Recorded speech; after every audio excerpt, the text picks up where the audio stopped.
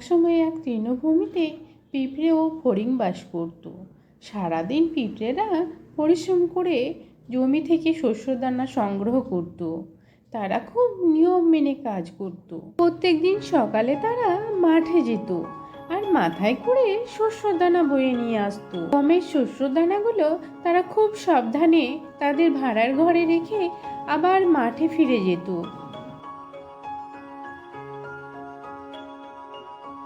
উল্টো দিকে ফড়িং ছিল খুবই অলস। সে সারাদিন বিশ্রাম নিত, নিজের মনে গান গাইতো আর সুস্বাদু খাবার খেত।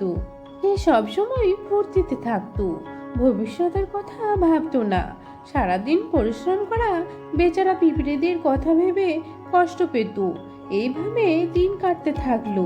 ফড়িং ঘাসের মধ্যে অলসভাবে আরাম করে খেয়ে দিয়ে বিশ্রাম করতে থাকলো ও গান গাইতে থাকলো, কারণ ওর কোনো কষ্ট থাকলো না। অন্যদিকে পিঁপড়েরা পরিশ্রম করে শস্যদানাগুলো তাদের বাসায় নিয়ে আসতো।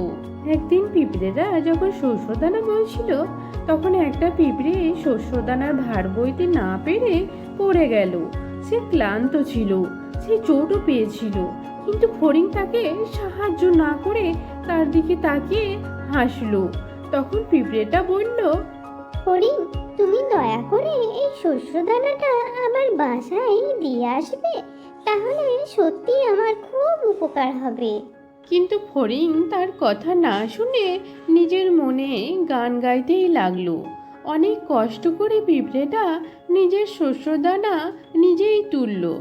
ফড়িংটা বলল, তোমরা এত কাজ করছো কেন? পিঁপড়েরা, এসো, বিশ্রাম করো আর আমার গান শোনো। গ্রীষ্মকালের দিন, চারিদিকে রোদ, দূর কাজ করে বেকার সময় নষ্ট করে কি লাভ? পিঁপড়েরা ওর কথা না শুনে মাথা নিচু করে তাড়াতাড়ি মাঠের দিকে যাওয়ার চেষ্টা করলো। এটা দেখে ফড়িং আর জোরে হেসে উঠল। আরে বোকা পিঁপড়েরা, এসো, আমার সাথে নাচো, গান করো। এত কাজ করে কি লাভ? পিঁপড়ে বলল। আমি তোমাকেও সেটা করতে বলছি।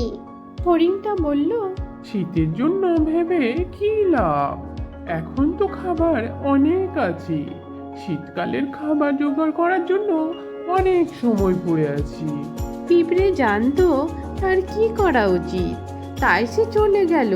ফড়িং শীতের জন্য প্রস্তুত হওয়ার পরিবর্তে ফড়িং তৃণভূমিতে নিজের খুশিতে নাচতে গাইতে লাগলো।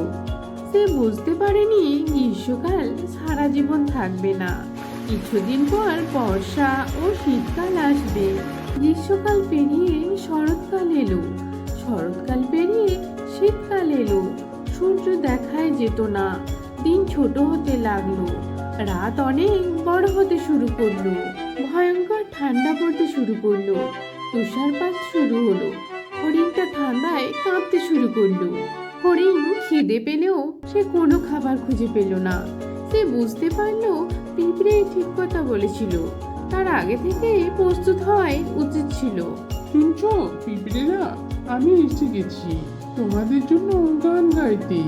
আমি চাই তোমাদের সাথে একটু আগুন পোয়াতে। তোমরা আমার জন্য কিছু খাবার আনবে তোমাদের সঞ্চয় থেকে। না না না, আমরা তোমার গান শুনতে চাই না। হরিণ ভিতরে যাওয়ার জন্য অনুরোধ করলো, কিছু খাবারও চাইলো। কি, তুমি শীতের জন্য কিছু সঞ্চয় করনি?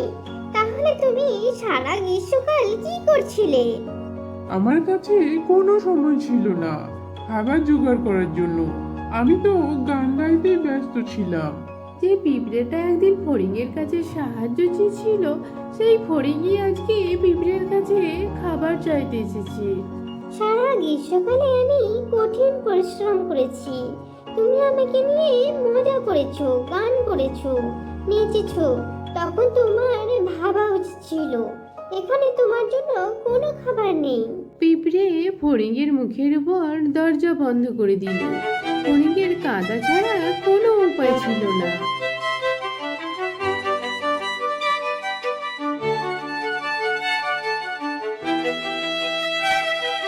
না